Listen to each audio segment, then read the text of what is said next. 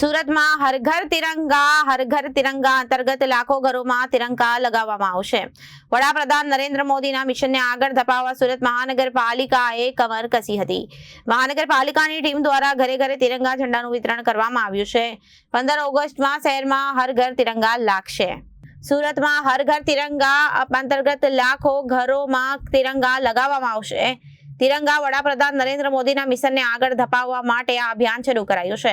સુરત મહાનગરપાલિકાએ આ અભિયાનના હેઠળ કમર કસી છે અને મહાનગરપાલિકાની ટીમ દ્વારા ઘરે ઘરે તિરંગા ઝંડાનું વિતરણ કરવામાં આવી રહ્યું છે। 15 ઓગસ્ટમાં શહેરમાં હર ઘર તિરંગે તિરંગા લાગશે અને આ ઝંડા આન બાન અને શાનથી લગાવવામાં આવશે। હર ઘર તિરંગા અભિયાન હેઠળ હર ઘર સ્વચ્છતા થીમ સાથે પણ સુરત દેશભક્તિના રંગે રંગાશે અને દેશભક્તિ રંગે શહેરમાં સળગાર સાથે જોવા મળશે તિરંગા।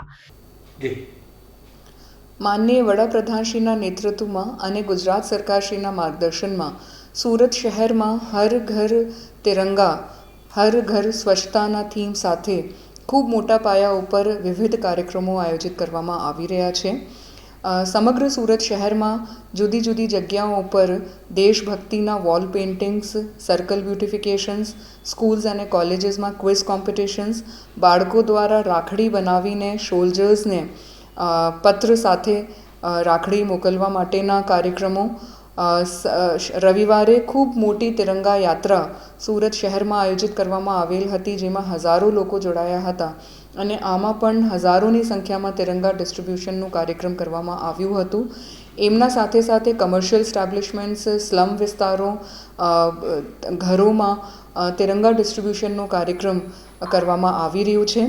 સાથે સાથ હર ઘર સ્વચ્છતાની થીમ ઉપર જુદા જુદા વોર્ડ્સમાં સ્વચ્છતાના કાર્યક્રમો, મોટા કાર્યક્રમો કરવામાં આવી રહ્યા છે।